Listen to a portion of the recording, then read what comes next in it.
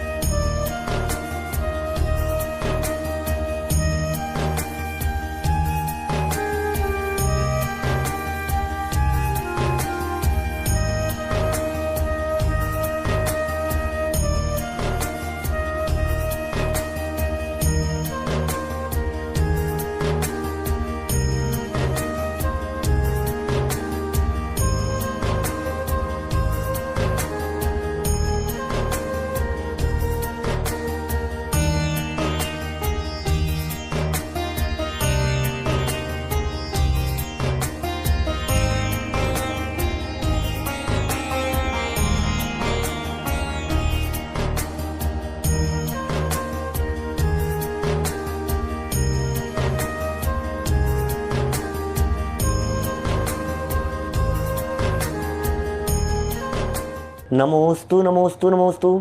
नमो अरिहंताणम, नमो सिद्धाणम, नमो अय्यरियाणम, नमो उवध्यायाणम, नमो लोये सव्यसाहुणम।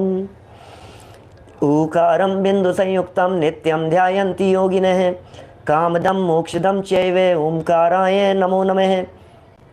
अविरल शब्द घनोग प्रक्षालित सकल भूतल मल कलंका, मुनिभिरुपासित तीर्था सरस्वती हरतु नो दुरितान्। अज्ञानतिमिरान्धानां ज्ञानाञ्जन शलाकया चक्षुरुन्मिलितं येन तस्मै श्रीगुरुवे नमः। श्री परम गुरुवे नमः, परम्पराचार्य गुरुवे नमः। सकल कलुष विध्वंसकं श्रेयसां परिवर्धकं, धर्म संबंधकं भव्य जीव मनः प्रतिबोधकारकं, पुण्य प्रकाशकं पाप प्रणाशकमिदं शास्त्रं श्री संयम प्रकाश नामधेयम्। अस्य मूल ग्रंथ कर्तारे श्री सर्वज्ञ देवास्तदुत्तर ग्रंथ कर्तारे श्री गणधर देवा प्रतिगणधर देवास तेषां वचनानुसारम् आसाद्य आचार्य श्री कुंद कुंदामनाये आचार्य सूर्य सागरेण विरचितं श्रोतारः सावधानतया शृण्वन्तु। मंगलम भगवान वीरो मंगलम गौतमो गणी, मंगलम कुंद कुंदाद्यो जैन धर्मोस्तु मंगलम। सर्वमंगल मांगल्यम सर्वकल्याणकारिकम, प्रधानम सर्वधर्मानां जैनम जयतु शासनम, जैनम जयतु शासनम, जैनम जयतु शासनम। संयम प्रकाश नाम का ये महान ग्रंथ है और इस महान ग्रंथ के आधार से यहाँ आज एक बहुत महत्वपूर्ण, बहुत विशेष प्रकरण आपके बीच में हम यहाँ प्रारंभ कर रहे हैं। बड़ा मज़ा आएगा प्रकरण को देखने से ही। जिनेंद्र देव की प्रतिमाओं की क्या महिमा है। प्रतिमा संबंधी प्रकरण चल रहा था, विगत अनेक दिनों से हम इस प्रकरण को पढ़ रहे हैं और प्रतिमाओं की क्या उपयोगिता है, प्रतिमाओं की क्या ज़रूरत है, जिन मंदिर में प्रतिमाएं क्यों होनी चाहिए, जिनेंद्र देव के दर्शन क्यों करने चाहिए, दर्शन करने की क्या महत्ता है, ये सारी बातें काफ़ी विस्तार से खुल करके यहाँ बताई जा रही थी। और इसी प्रकरण को थोड़ा सा और आगे बढ़ा रहे हैं। इन मूर्तियों का कोई प्रभाव भी पड़ता है क्या? तो बड़ा गजब का प्रकरण है। क्या प्रकरण है भाई साहब? मूर्तियों का कुछ प्रभाव भी पड़ता है क्या? ये बताओ, क्या कोई प्रभाव पड़ेगा मूर्तियों का? अरे भाई साहब, चमत्कारिक प्रतिमाएं, चमत्कारिक। पंडित जी क्या बताएं आपको, चमत्कारिक है, गजब का चमत्कार है इस प्रतिमा का। अच्छा, चमत्कारिक प्रतिमाएं, हाँ हाँ हाँ, अच्छा भाई साहब, गजब लग रहा है भाई साहब, चमत्कारिक प्रतिमाएं, आप देखो, दर्शन करो आप, आपको फल मिलेगा इसका। अरे पंडित जी, उन भगवान की तो बात ही कुछ और है, इस प्रतिमा की तो बात ही कुछ और है। लोगों के दिमाग में ये बातें रहती है क्या? लोगों के दिलो दिमाग में ये बातें बराबर चलती रहती है। प्रतिमाएं, प्रतिमाओं की महिमा, प्रतिमाओं का प्रभाव। ये आज इसी तरह का प्रकरण आपके सामने हम शुरू कर रहे हैं। मज़ा आएगा थोड़ा सा, कुछ अलग हटके बातें होगी, कुछ अलग तरह की बातें होगी। पेज नंबर निकालिए आप संयम प्रकाश ग्रंथ में 184, पेज नंबर है 184, 184 नंबर का यह पेज है। मूर्ति का प्रभाव, तप का प्रभाव समझ में आता है, ज्ञान का प्रभाव समझ में आता है, सम्यक दर्शन का प्रभाव समझ में आता है, हैं? ये प्रतिमा का प्रभाव कह रहे हैं। प्रतिमा का भी प्रभाव पड़ता है कि हाँ जी जरूर पड़ता है भाई साहब, प्रतिमा का भी प्रभाव पड़ता है। जरा देखो क्या प्रभाव पड़ता है प्रतिमा का। जैसे जैसे जैसे अस्त्र शस्त्र आदि से सुसज्जित योद्धा पुरुष के फोटो के देखने से, अस्त्र शस्त्र से सुरक्षित सुसज्जित अस्त्र शस्त्र थे और उन अस्त्र शस्त्र से सुसज्जित किसी का फोटो हमने देखा, किसी योद्धा का फोटो हमने देखा, और उस योद्धा के फोटो को देखने पर एकदम पुरुषार्थ का भाव नहीं आता है। बोलो, अस्त्र शस्त्र आदि को से सुसज्जित देखने पर, किसी योद्धा को देख लेने पर क्या ऐसा नहीं होता है, भाव बनते हैं, और भाई साहब मैं भी करूंगा देखना इनके जैसा, देख देख करके, भाषा सुन सुन करके, शब्दों को सुन सुन करके भाव बनने लगते हैं। जैसे जैसे हम शब्दों को सुनते हैं वैसे वैसे हमारे परिणाम बनते हैं। जैसे चित्रों को देखते हैं वैसे परिणाम बनते हैं।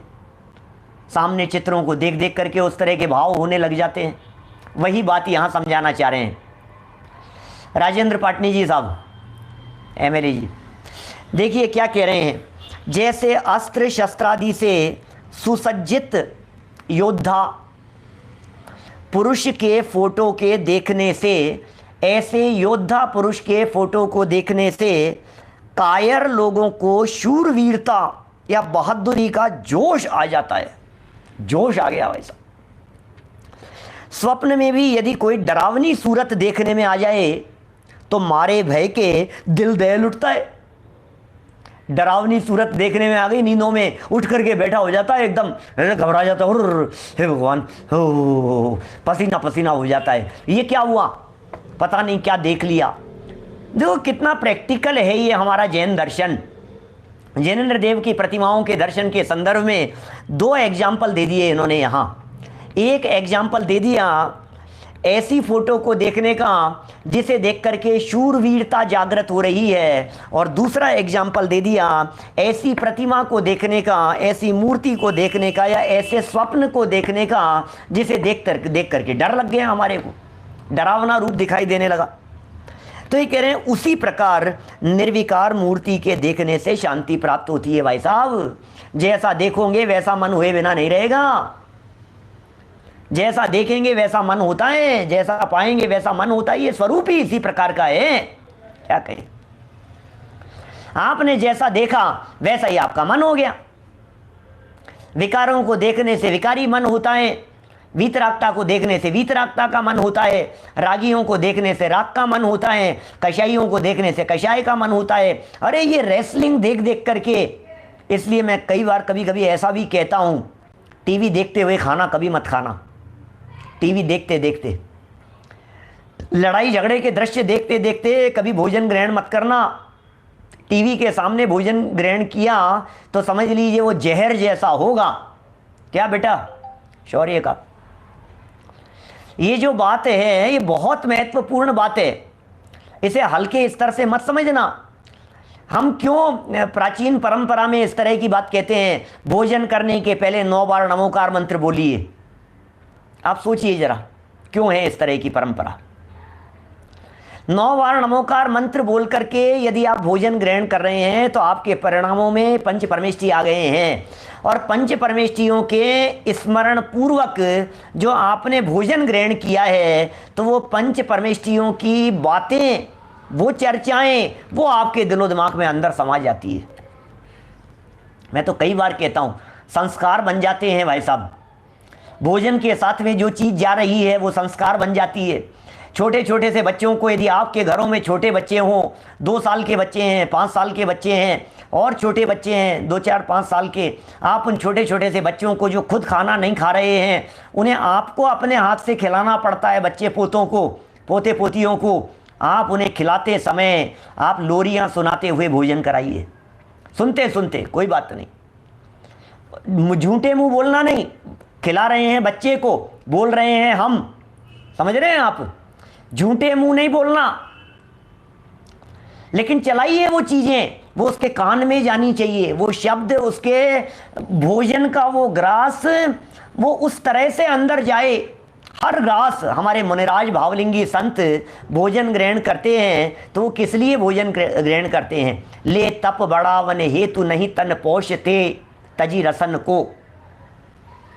ले तप बढ़ावन हेतु, तप बढ़ाने के हेतु से लेते हैं, नहीं पोषते तजी रसन को। क्या अब क्या करें? अभी तो TV TV TV, mobile TV mobile, लड़ाई झगड़े मार काट, बच्चों में क्रूरता क्यों पनप रही है? बतलाइए मुझे। क्रूरता, क्रूरता के दृश्य देख देख करके क्रूरता पनपती है। वैराग्य के दृश्य दिखाओ। छोटे बच्चे हैं, यदि आपके साल 6 महीने के बच्चे हैं, 6 महीने का बच्चा है, 8 महीने का बच्चा है, 10-12 महीने का, 1 साल का है, मंदिर नहीं लेकर के जाते, स्वाध्याय सभा में नहीं लेकर के जाते, इसलिए नहीं लेकर के जाते क्योंकि वे परेशान करेंगे, वे डिस्टर्ब करेंगे, पूरी सभा खराब होती है, वे रोते हैं, वे परेशान करते हैं, वे बैठते नहीं हैं, वे बैठने नहीं देते हैं। डोंट वरी, बिल्कुल चिंता नहीं करें। स्वाध्याय सभा में बैठने वाले लोगों से भी कहना चाहता हूं, आप विकल्प नहीं करें। बच्चा, यदि साल भर का बच्चा घुटनों के बल चलने लगा है, क्या समझ में आ रही है क्या बात?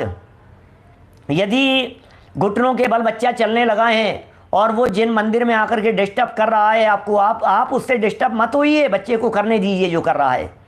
वो सीख रहा है, वो देख रहा है, वीतरागता के दृश्य उसे दिख रहे हैं, जिन वचन उसके कर्णेंद्रिय का विषय बन रहे हैं।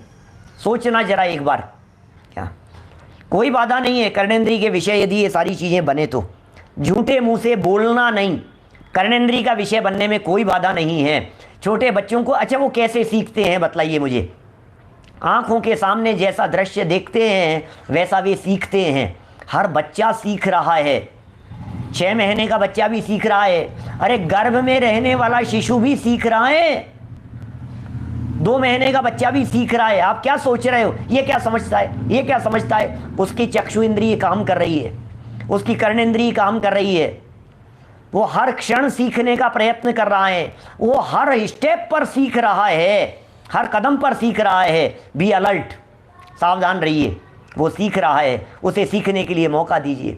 उसके खिलौनों के रूप में बंदूकें मत दीजिए, उसके खिलौनों के रूप में हिंसक चीज़ें मत दीजिए, उसके खिलौनों के रूप में ऐसी चीज़ें होनी चाहिए, छवि दिखनी चाहिए, वीतरागता की छवि दिखनी चाहिए, उसे दिखाओ।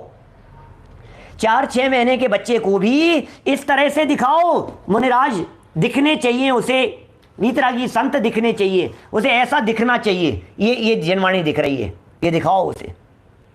कौन है ये मुनिराज हैं, ये श्रावक हैं, ऐसा दिखना चाहिए। ग्रंथ दिखने चाहिए, जनवाणी दिखनी चाहिए, देवशास्त्र गुरु की प्रतिमाएं दिखनी चाहिए, छत्र चमर भामंडल दिखने चाहिए उसको। जिन मंदिर में जाएगा तो 20 चीज़ें देखेगा, सीखेगा। यहाँ प्रकरण क्या चल रहा है? अपना देखने संबंधी प्रकरण चल रहा है। जैसा देखते हैं वैसे परिणाम हुए बिना नहीं रहते हैं। चलिए 85 नंबर पेज पर देखिए, 185, 185 नंबर पेज पर ज्ञानार्णव का बहुत सुंदर बात कही है। प्रकरण तो यही चलना है अभी। देखिए क्या कह रहे हैं, देखिए कहा भी है ज्ञानार्णव 15 नंबर श्लोक में, पुस्तोपल विनिष्पन्नम दारुचित्रादि कल्पितम अपिवीक्ष्य वपुः स्त्रीणाम मुह्यत्यंगीन संशयः। मिट्टी, पाषाण, जरा देखना आप क्या, देखिए क्या कह रहे हैं, मिट्टी, पाषाण, लकड़ी के बनाए हुए तथा चित्र आदि में लिखे हुए स्त्रियों के सुंदर शरीर को देखकर भी मनुष्य निसंदेह मोहवश होकर काम विकार से ग्रसित हो जाता है। बोलो, क्या ऐसा नहीं होता है क्या? क्या ये प्रैक्टिकल नहीं है? क्या आपको ऐसा प्रैक्टिकल नहीं दिखाई देता है? क्या ये अनुभव की बातें नहीं है? होता है ना, आपके अनुभव में आती होगी ना ये बात। कई लोग सामने से पूछ रहे हैं कि साहब भोजन करते करते प्रवचन सुन सकते हैं या नहीं? क्या जवाब दूं? मत सुनो, यही होना चाहिए। बात तो यही कही जानी चाहिए कि भोजन करते करते मत सुनिए आप। क्यों इसलिए मत सुनिए? क्योंकि आप सावधान होकर के सुनिए, विनय पूर्वक जनवाणी को विराजमान करके सुनिए। बात तो यही होनी चाहिए। लेकिन मैं ये भी तो कहूँ आपको, यदि समय नहीं मिलता है और यदि प्रवचन चल रहा है तो आप क्या करेंगे? कर्णेंद्री का विषय कषाय की चर्चाएं बने, उससे अच्छा यदि जनवाणी की बातें कान में पड़ रही है तो वो क्या बाधा है? सुनने के लिए तो नहीं कहता हूं, आप तो अलग से समय निकालिए। लेकिन यदि कर्णेंद्री का विषय ये बातें बने तो क्या हुआ? ऐतराज है? हम ट्रेन में सफर कर रहे हैं, बोलो बस में चलते चलते प्रवचन सुनना चाहिए या नहीं? क्या करें? ट्रेन में सफर करते करते प्रवचन सुनना चाहिए या नहीं? बहुत सारी माताएं बहनें, कई बार इस तरह के प्रश्न आते हैं कि किचन में काम करते करते प्रवचन सुनना चाहिए या नहीं? जवाब तो हम यही देंगे कि नहीं सुनना चाहिए। जवाब तो यही देंगे। हम क्यों शिथिलाचार का पोषण करें? ऑफिस में बैठकर सुन सकते हैं या नहीं? भोजन बनाते समय कर सकते हैं या नहीं? क्या करें बोलो? जवाब तो यही होगा ना प्रमोद जी भाई साहब। शिथिलाचार का पोषण क्यों करेंगे हम ये कहेंगे आप बिल्कुल व्यवस्थित रीति से सामने बैठ करके जनवाणी विराजमान करके हाथ जोड़ करके बिल्कुल सीधे बैठ करके आप जनवाणी का अध्ययन मनन कीजिए, श्रवण कीजिए, बिल्कुल इसी तरह से कीजिए। कि नहीं पंडित जी क्या करें, समय नहीं मिलता है, समय नहीं मिलता है। वो तो सुनते ही हैं लेकिन ज़्यादा सुनना चाहते हैं तो क्या करें? तो चलने दो, क्या करो। भक्ति चलते चलते होता है कि नहीं? घरों में छेड़ाला चलती रहती है, भक्ति चलती रहती है, कुन शतक चलती रहती है, भजन चलते रहते हैं, पाठ चलते रहते हैं, आप घर गृहस्थी के काम करते रहते हैं। अच्छा मैं आपसे कहता हूं, बहुत सारे लोग, तो मैं दुनिया भर की बात कह रहा हूं, सारे दुनिया भर में घूमता हूं और सब लोगों से चर्चाएं होती रहती है। दुनिया भर में क्या ऐसे लोग नहीं मिलते हैं जो नहाते धोते हुए भक्तामर का पाठ करते रहते हैं? नहाते नहाते ही। अब मैं जवान से बोलने के लिए तो नहीं कहूँगा, मत बोलो आप उस अवस्था में, वॉशरूम में हैं आप, जवान से नहीं बोलें। लेकिन यदि मन में चिंतन चल रहा है तो क्या बाधा है? चिंतन तो चलना ही चाहिए ना भाई साहब। क्या बोलो? व्यर्थ की चर्चाओं को छोड़ करके ही प्रवचन सुनना अधिक उपयुक्त है, अदरवाइज उसकी विराधना हो रही है। इसलिए बहुत बहुत विचारणीय बातें हैं। अपनी बुद्धि को, अपने विवेक को एकाग्र करने का प्रयत्न करना और बुद्धि से निर्णय करने का प्रयत्न करना, शांत बैठ करके सुनना ही अच्छा है। लेकिन यदि वो चल रहा है, पाठ भक्ति स्तुति यदि कुछ चल रही है उस काल में, तो कोई बाधा नहीं है। क्योंकि अब बोलो बस में जूता पहना हो तो बैठ करके सुन सकते हैं कि नहीं? जूते उतार दो भैया, बस में क्या करें? ये कहेंगे हम तो। हम क्यों कहें कि जूते पहटे हैं? भोजन के साथ में टीवी चला देता है, तो भाई टीवी देखने से और इधर उधर के व्यर्थ की बातें सुनने से तो अच्छा है। चलिए, जो भी बातें चल रही है, बात यहाँ क्या कह रहे हैं? मिट्टी की, पाषाण की, लकड़ी के बनाए हुए चित्र आदि के हैं, लिखे हुए हैं, स्त्रियों के सुंदर शरीर है बने हुए हैं, उनके ऊपर आकृतियाँ बनी हुई है। क्या मनुष्यों के हृदय में उन्हें देख करके मोहवश होकर के काम विकार उत्पन्न नहीं हो जाता है? हो जाता है ना। जैसा देखते हैं वैसे भाव हो जाते हैं या नहीं? क्या देखिए, किसी भी चीज का जो जवाब है वो मुझसे जवाब मत मांगिए, आप निर्णय कीजिए।